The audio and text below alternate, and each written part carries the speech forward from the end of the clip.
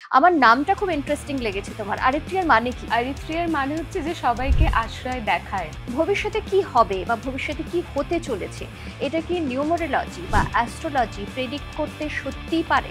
Astrology বা numerology তোমাকে সেখানে একটা গাইড প্রোভাইড করবে, বাট বাকিটা কিন্তু কমপ্লিটলি ডিপেন্ড করছে তোমার ফ্রি উইলের উপর, যে তুমি কি ডিসিশনস নিচ্ছ, তুমি কোন দিকে যেতে চাইছো। 1 থেকে 9-এ প্রথমে জানতে চাইবো এই নাম্বারগুলোর বিশেষত্ব কি। যদি আমরা ক্যারেক্টারিস্টিক্সে আসি, নাম্বার 1 এর মানুষ যারা হয় তারা ভীষণ ইন্ডিপেন্ডেন্ট নেচারের হয়ে থাকে, তাদের মধ্যে লিডারশিপ কোয়ালিটি খুব ভালো থাকে। প্রত্যেকটার আলাদা আলাদা বিশেষত্ব রয়েছে নাম্বারের, এবং সেখান থেকে বোধহয় প্রত্যেকটা মানুষ আলাদা আলাদা হয় এই নাম্বারের জন্য।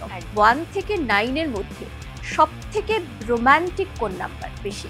রোম্যান্টিক বলতে গেলে আমি বলবো নাম্বার 5 ভীষণ রোম্যান্টিক হয়।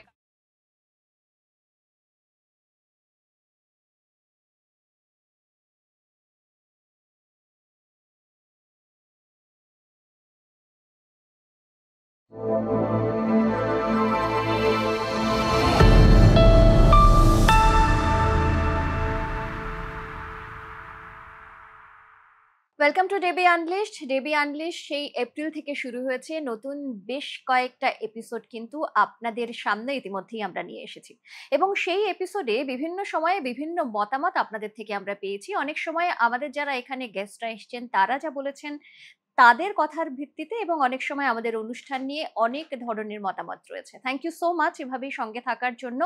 আগামী দিনেও আমরা কিন্তু আসছি অন্যান্য আরো অনেক টপিক নিয়ে আলোচনা করতে, এবং বিভিন্ন সময় বিভিন্ন জনেরা আমাদের সঙ্গে বা আমার সঙ্গে এই আড্ডায় থাকছেন। তাই অবশ্যই ডেবি আনলি সাবস্ক্রাইব করবেন এবং আপনাদের মতামত কিন্তু জানাতে থাকবেন আমাদের এই পডকাস্টের জন্য। আর সাধারণত যা হয়, আমরা কিন্তু নিত্য নতুন বিষয় নিয়ে আলোচনা করার চেষ্টা করি, তবে আপনারা কি শুনতে চাইছেন, কোন বিষয় নিয়ে আপনারা অভিজ্ঞতা সঞ্চয় করতে চাইছেন, জানতে চাইছেন, সেটা কিন্তু কমেন্ট সেকশনে অবশ্যই লিখে জানাবেন। 1 থেকে 9 এই সংখ্যাগুলো নাকি জীবনের প্রত্যেকটা পদক্ষেপে কি হতে চলেছে, কি হবে, কি হয়ে গেছে, এই সমস্ত নাকি দিক নির্দেশ করে। অর্থাৎ সংখ্যা তত্ত্ব নিয়ে যারা পড়াশুনো করছেন তারা তেমনটাই বলছেন। আমরা যারা সাধারণ মানুষ তারাও কিন্তু প্রতিনিয়ত এর খানিকটা ফল হয়তো দেখতে পাই। তবে 1 থেকে 9 এই সংখ্যার কি গুরুত্ব, সত্যিই কি ভবিষ্যৎ নির্দেশ বা ভবিষ্যতের পথ দেখাতে পারে এই সংখ্যাগুলো, এমন অনেক প্রশ্ন আপনাদের মনে রয়েছে, আর সেই প্রশ্নের উত্তর জানতেই আজকে আমাদের এই পডকাস্ট। আর যে পডকাস্টে আজকে আমাদের সঙ্গে রয়েছেন নিউমারোলজিস্ট আরিত্রিয়া ব্যানার্জি আমাদের সঙ্গে। আরিত্রিয়া, ওয়েলকাম। আমার নামটা খুব ইন্টারেস্টিং লেগেছে তোমার। আরিত্রিয়ার মানে কি? আরিত্রিয়ার মানে হচ্ছে যে সবাইকে আশ্রয় দেখায়, বা ধরো যারা দিক ভ্রষ্ট হয়ে গেছে, বুঝতে পারছে না লাইফে কি করবে না করবে, তাদেরকে দিক বলে দেবে, ডিসিশনস নিতে হেল্প করবে, এটাই মানে। বাহ! মানে এটা যখন তোমার নামটা রাখা হয়েছিল তখন নিশ্চয়ই বাড়ি থেকে সকলে জানতেন কি যে এরম একটা বিষয়? আমার বাড়ি থেকে কেউই কোনোদিন মানে এই ব্যাকগ্রাউন্ডে যায়নি হুম। অ্যাস্ট্রোলজি বা নিউমারোলজির, বা কোনোদিন আমার বাবার এরকম কোনো আশাও ছিল না। বাবার আশা ছিল মেয়ে বড় হয়ে ডক্টর হবে, ইঞ্জিনিয়ার হবে, যেরকম আর 5টা মানুষের থাকে। বাট আমি পুরোপুরি বাড়ির থেকে একদম অড লাইনে একটা চলে গেছি। মানে অড লাইনে নয় এখন, মানে অড হলেও এটা ইন লাইন, এবং সত্যি এরকম একটা প্রেডিকশন করা বা অ্যাস্ট্রোলজি নিয়ে বা নিউমারোলজি নিয়ে রিসার্চ করা এই সাবজেক্টটা ভীষণ ভাস্ট। মানে আমরা ভাবি যে আচ্ছা ঠিক আছে, 1 তাহলে এটা হবে, 2 না, তাহলে এটা হবে। একদমই না। ব্যাপারটা তো সেটা নয়। এ বিষয়ে আসবো। তবে তোমার নামটা যেহেতু এত ইন্টারেস্টিং, এবং তারপর তুমি এমন একটা প্রফেশনে এসছো যেখানে ওই নাম্বারের খেলা এবং বাকি অ্যাস্ট্রোলজি তো বললামই। যদিও আমি যখন ইন্ট্রোডাকশন দিচ্ছিলাম ও যে অ্যাস্ট্রোলজি করে সেটা বলতে আমি ভুলে গেছি। আমি নিউমেরোলজিটাই মেইনলি বলেছি। তবে অ্যাস্ট্রোলজিস্ট হিসেবেও কিন্তু বেশ পরিচিতি রয়েছে আরিত্রিয়ার। তো আমরা যদি একটু মা একদম যেটা জেনারেল কোয়েশ্চেন হয় সবার, সেটা যদি দিয়ে আমাদের আজকের পডকাস্টটা শুরু করি যে, ভবিষ্যতে কি হবে বা ভবিষ্যতে কি হতে চলেছে, এটা কি নিউমেরোলজি বা অ্যাস্ট্রোলজি প্রেডিক্ট করতে সত্যিই পারে? দেখো, অ্যাস্ট্রোলজি বা নিউমারোলজি আমরা যেভাবে ডিরাইভ করি একটা পার্সনের চার্ট থেকে, যে তার জন্মর সময় প্ল্যানেটারি পজিশন কি ছিল, নাম্বারস এর পজিশন কি ছিল, তো সেটা ডেফিনেটলি তোমার পাস্ট, প্রেজেন্ট বা ফিউচারকে ডিনোট করে এইভাবে যে তুমি কোন পথে গেলে বা কি করলে, কার সঙ্গে থাকলে, কাদের সারাউন্ডিংসে থাকলে তোমার ফিউচারে কি হতে পারে। তো ডেফিনেটলি অ্যাস্ট্রোলজি বা নিউমারোলজি তোমাকে সেখানে একটা গাইড প্রোভাইড করবে। বাট বাকিটা কিন্তু কমপ্লিটলি ডিপেন্ড করছে তোমার ফ্রি উইলের ওপর, যে তুমি কি ডিসিশনস নিচ্ছ, তুমি কোন দিকে যেতে চাইছো। তো ও তোমাকে গাইডেন্স দেবে, তোমাকে সঠিক রাস্তা দেখাবে। এবারে সেইগুলো আগের থেকে জানতেই মানুষ আমাদের কাছে আসে বেসিক্যালি, যে আমি যদি এই জিনিসটা করি, যেরকম ধরো ফর এক্সাম্পল আমি যদি এই বিজনেসটা করি আমার কিরম প্রফিট হতে পারে বা কিরম লস হতে পারে, সেটা তোমার চার্ট ওয়াইজ তোমাকে তোমার অ্যাস্ট্রোলজি বা নিউমারোলজিস্ট যিনি থাকবেন সে বলে দেবেন। এবারে ধরো তুমি জানছো যে তোমার এই বিজনেসটা করলে আমার লস হবে, বাট জেনেও তুমি ওই বিজনেসটা করলে তুমি বিলিভ না করে, তাহলে তোমার সেখানে লস হবে। বাট ওই গাইডেন্সটা তুমি একসেপ্ট করে যদি ওই বিজনেসটা না করে তোমার চার্ট ওয়াইজ যেটা করা উচিত সেটা তুমি করো, তাহলে সেখান থেকে তুমি প্রফিট পাবে। এইভাবেই ডেফিনেটলি ফিউচার তোমাকে অ্যাস্ট্রোলজি বা নিউমারোলজি গাইড করতে পারে। এটা ধরো যে কোনো মানুষ একটা ডিসিশন নিয়ে নিল যে আমি সায়েন্স নিয়ে পড়াশুনো করব। এবার আদৌ আমি সায়েন্স নিয়ে পড়াশুনো করে জীবনে শাইন করতে পারবো কিনা সেই ডিরেকশনটা দিল, এটা একটা দিক। আরেকটা দিক যে তোমার সায়েন্স নিয়েই পড়া উচিত, আদারওয়াইজ তুমি কিছু করতে পারবে না। তো এটার জন্য মেয়েটির বা ছেলেটির খুব ইচ্ছে ছিল আর্টস নিয়ে পড়ার, কিন্তু সে সায়েন্স নিয়েই পড়লো, এরকমও তো হতে পারে। হ্যাঁ, এরকমও হতে পারে, তার লাইফে এরকম অনেক কিছু ব্লকেজ চলে আসতে পারে যে সে যখন আর্টসের লাইনে ঢুকলো বা কিছু, কারণ অনেক সময় অনেক দশা মহাদশা বা প্ল্যানেটারি মুভমেন্ট যেগুলো থাকে সেগুলো ধরো টোটালি তোমার আর্টস ব্যাকগ্রাউন্ডের এগেনস্টে আছে। তো তুমি যদি মানে জোর জবরদস্তি আর্টস ব্যাকগ্রাউন্ডে ঢোকো, তোমার সঙ্গে এমন কোনো না কোনো ইনসিডেন্ট ক্রিয়েট হয়ে যেতেই পারে যেটা তোমার আর্টসের লাইনে ব্লকেজ নিয়ে চলে এলো। তো আলটিমেটলি তোমাকে সেখান থেকে ঘুরে ফিরে আবার সায়েন্সের দিকেই যেতে হবে। তো এরকমও অনেক ইনসিডেন্ট হয়ে থাকে। আচ্ছা, এবারে আমি একটু নাম্বারসে আসি, তারপরে বাকি তো অনেক কথা জানার রয়েছে। কারণ যখনই আমি ভাবছিলাম যে নিউমারোলজিস্ট আমাদের সঙ্গে, তখন প্রথমেই হয় আগে নিজেরটা নিয়ে জিজ্ঞেস করব তারপরে বাকিদেরটা নিয়ে। তবে না, এখন কিন্তু সবারটা নিয়েই জিজ্ঞেস করব। 1 থেকে 9 এই প্রত্যেকটা নাম্বারের বেশ কিছু ভালো দিক, বেশ কিছু খারাপ দিক, চরিত্রগতভাবে তার ভালো খারাপ ভাগ্য সবকিছু রয়েছে। তুমি যদি আলাদা আলাদা করে একটু বলো 1 to 9, বছরের 6টা মাস আমরা প্রায় কাটিয়ে এসেছি, আর বাকি রয়েছে 6 মাস। তো 1 থেকে 9 এ প্রথমে জানতে চাইবো এই নাম্বারগুলোর বিশেষত্ব কি? 1 থেকে শুরু করি। দেখো, নাম্বারস এর বিশেষত্ব জানার আগে বুঝতে হবে যে তোমার লাইফের রুলিং নাম্বার যেটা থাকছে সাইকিক নাম্বার, মানে যেটা শুধু তোমার ডেট থেকে ডিরাইভ হচ্ছে। ধরো তোমার জন্ম যদি মাসের 28 তারিখ হয়, তার মানে তোমার রুলিং নাম্বার হয়ে যাচ্ছে 2 + 8 = 10। ওটাকে আমরা সিঙ্গেল ডিজিটে নিয়ে এলাম নাম্বার 1। তার মানে তুমি নাম্বার 1 এর মানুষ, সেটা তোমার ক্যারেক্টারিস্টিক্স কে ডিনোট করছে। এবারে যখন লাইফ পাথ নাম্বারে আসছি বা ডেস্টিনি নাম্বারে আসছি, যেটা তোমার পুরো ডেট প্লাস মান্থ প্লাস ইয়ার পুরোটা সাম করে যে সিঙ্গেল ডিজিট আসছে, সেটা আসছে তোমার ডেস্টিনি নাম্বার। সেটা তোমার ভাগ্য নির্ধারণ করছে যে তোমার কোন দিকে যাওয়া উচিত, কাজ ওয়াইজ কেরিয়ার ওয়াইজ কি করা উচিত, সেটা তখন আলাদা দিকে ডেস্টিনি নাম্বার বা লাইফ পাথ নাম্বার থেকে আসছে। এবার যদি আমরা ক্যারেক্টারিস্টিক্সে আসি, নাম্বার 1 এর মানুষ যারা হয় তারা ভীষণ ইন্ডিপেন্ডেন্ট নেচারের হয়ে থাকে, তাদের মধ্যে লিডারশিপ কোয়ালিটি খুব ভালো থাকে, তারা ফ্রি থিঙ্কার্স হয়ে থাকে, নিজেরাও আগে যেতে চায় এবং তাদের সারাউন্ডিংসে যারা থাকে তাদেরকেও তারা আগে নিয়ে যেতে চায়।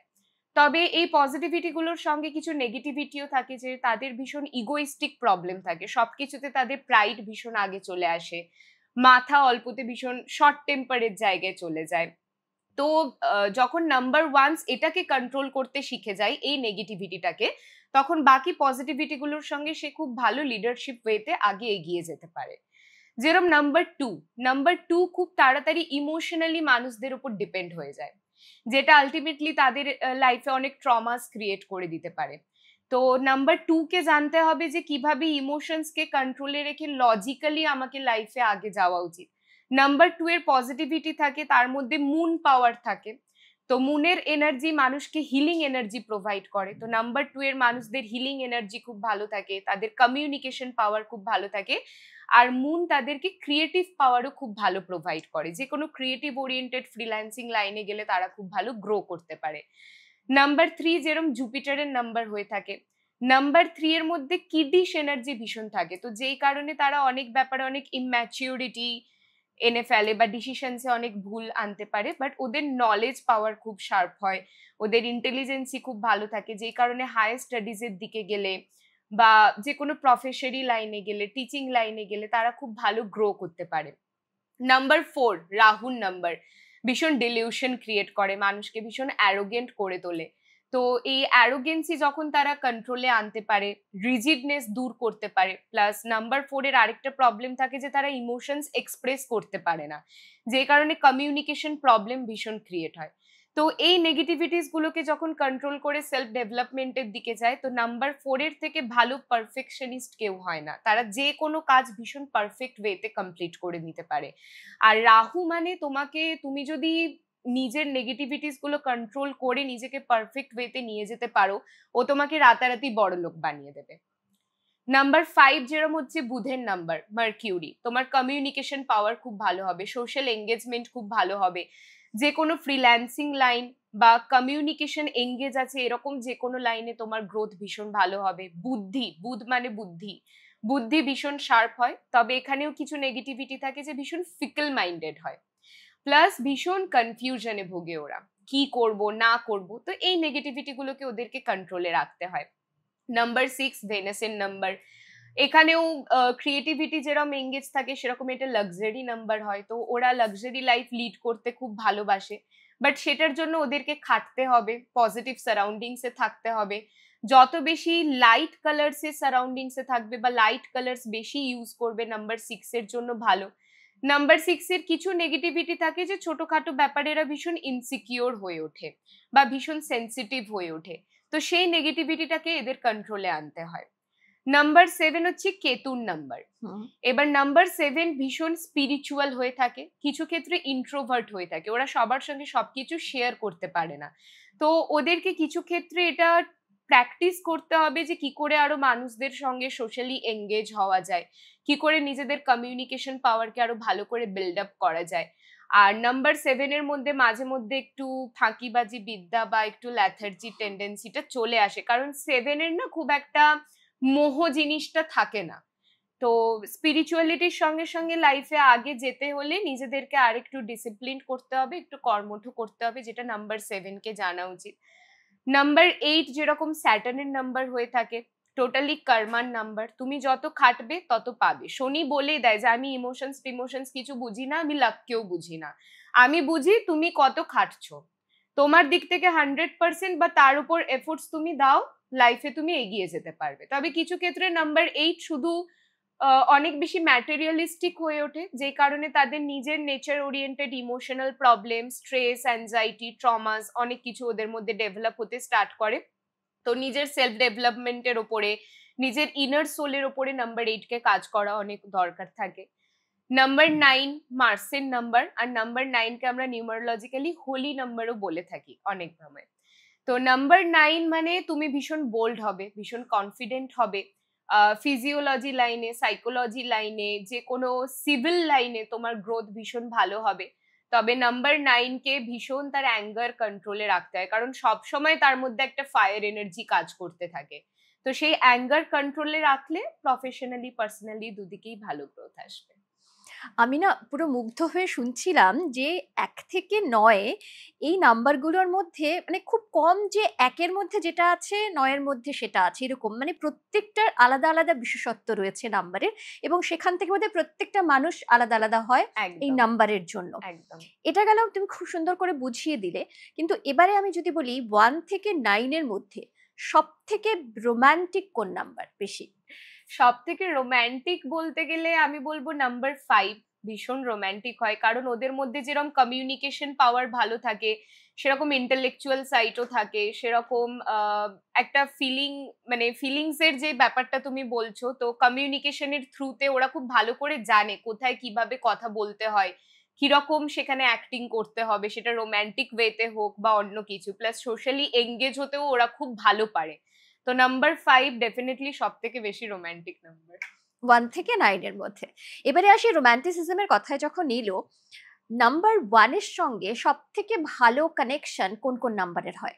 নাম্বার 1 এর সঙ্গে সব থেকে ভালো কানেকশন নাম্বার 4 এর কিছু ক্ষেত্রে হয়, কারণ দুজনেই ভীষণ মানে ক্যারিয়ার ওরিয়েন্টেড হয়ে থাকে, লিডারশিপ কোয়ালিটি কিছুটা ক্ষেত্রে নাম্বার 4 এর মধ্যেও থাকে, কারণ ওরা বেসিক্যালি খুব বেশি কারো আন্ডারে কাজ করতে পারে না ওদের অ্যারোগেন্স নেচারের জন্য। এবার নাম্বার 1 আর নাম্বার 4 এর মধ্যে যে ফায়ার এনার্জিটা থাকে সেটা দুজন একে অপরের বুঝতে খুব ভালো পারে, তো ভাইব ম্যাচ খুব ভালো হয়। আবার নাম্বার 1 এর সঙ্গে নাম্বার 5 এর মেন্টাল কানেকশন প্লাস তুমি একটু আগে যেটা বললে রোম্যান্টিক কানেকশন খুব ভালো থাকে। তবে নাম্বার 1 আর নাম্বার 5 দুজনে দুজনকে একটু ইন্ডিপেন্ডেন্টলি স্পেস দিয়ে রাখতে হয়, কারণ দুটোই কিন্তু ইন্ডিপেন্ডেন্ট নাম্বার, ওদেরকে যত তুমি স্পেস দিয়ে রাখবে ওরা তত দেখবে ভালো বন্ডিং এ আছে।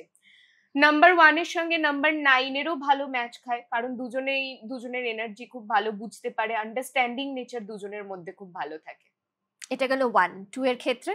নাম্বার 2 এর ক্ষেত্রে নাম্বার 2 এর সঙ্গে নাম্বার 6, নাম্বার 7, নাম্বার 2 এর সঙ্গে কিছু ক্ষেত্রে নাম্বার 9, চন্দ্র আর মঙ্গলের মিলনে রাজযোটক অনেক সময় ক্রিয়েট হয় ফাইন্যান্সিয়াল প্রসপারিটির ক্ষেত্রে, যেটা খুব ভালো হয়ে থাকে। চন্দ্রর সঙ্গে শুক্রর যখন হয় নাম্বার 2 নাম্বার 6 এর, তখন সেটা ইমোশনাল পিস খুব ভালো মেনটেন করতে পারে। নাম্বার 2 এর সঙ্গে নাম্বার 7 এর ফ্রেন্ডলি বন্ডিং, ফ্রেন্ডলি আন্ডারস্ট্যান্ডিং খুব ভালো হয়, কারণ নাম্বার 7 অ্যাকচুয়ালি নাম্বার 2 এরই নর্থ নোডকে, চন্দ্রর নর্থ নোডকেই আমরা কেতু বলে থাকি। তো সেক্ষেত্রেও ওদের মধ্যে ইমোশনাল কানেকশন, ফ্রেন্ডশিপ বন্ডিং খুব ভালো হয়ে থাকে। আচ্ছা, মানে এক্ষেত্রে প্রত্যেকটা নাম্বারের আলাদা আলাদা কানেকশন রয়েছে এক একজনের একদম। সঙ্গে। নাম্বার 9 এর ক্ষেত্রে কার সঙ্গে সবথেকে ভালো নাম্বার যায়? 9 এর ক্ষেত্রে নাম্বার 1 এর সঙ্গে যেরকম তখন বললাম, নাম্বার 2 এর সঙ্গে খুব ভালো যায়, কিছু ক্ষেত্রে 5 এর সঙ্গেও ভালো যায়। তবে এখানে একটা কনস থাকে যে নাম্বার 9 কে একটু অ্যাঙ্গার কন্ট্রোলে রাখতে হয়, নাম্বার 5 কে ফিকল মাইন্ডনেস একটু দূরে রাখতে হবে। ওকে। এই যে একটা চার্ট থাকে যেটা নিউমেরোলজিক্যাল চার্ট বলা হয়, তার মধ্যে সবসময় যে সব নাম্বারগুলোই থাকবে তা তো নয়। তো কোন, কোন নাম্বারগুলো এই চার্টের মধ্যে থাকা ভালো এবং কোনটা মিসিং থাকলে চার্টের মধ্যে থেকে সেটা খারাপ? খারাপ বা লাকি আনলাকি দুটোই বলতে পারি। দেখো, প্রত্যেকটা নাম্বারেরই পজিটিভিটিও আছে, নেগেটিভিটিও আছে, বাট তোমাকে দেখতে হবে যে তোমার লাইফ পাথ বা ডেস্টিনি নাম্বারের সঙ্গে কোন নাম্বারগুলো কম্প্যাটেবল আছে। যেরকম আমার যদি লাইফ পাথ নাম্বার 5 হয়, তো আমি দেখবো আমার 5 এর সঙ্গে কম্প্যাটেবল আছে নাম্বার 1, তারপর মাস্টার নাম্বার 11, দেন নাম্বার 3, নাম্বার 7, নাম্বার 9, এগুলো কম্প্যাটেবল, তো এগুলো আমার চার্টে থাকা ভালো। এবার যে নাম্বারগুলো কম্প্যাটেবল নয়, যেরকম বুধের সঙ্গে রাহু একদমই কম্প্যাটেবল নয়, সেটা তোমার কেরিয়ারে অনেক অবস্ট্যাকলস ক্রিয়েট করবে, তোমাকে ফিকল মাইন্ডের সঙ্গে সঙ্গে তোমার মধ্যে মানে ভীষণ অধৈর্যতা নিয়ে চলে আসবে, তুমি কোনো জিনিসে পেশেন্স রাখতে পারবে না। নাম্বার 5 এর সঙ্গে নাম্বার 2 রাখা ভালো নয়, তোমাকে প্রত্যেকটা সিচুয়েশনে ভীষণ আনস্টেবল করে তুলবে। আর কিছু কার্মিক ডেপথস নাম্বার থাকে, যেরকম নাম্বার 13, নাম্বার 16, নাম্বার 19, এগুলো চার্টে থাকা ভালো নয়। ওকে।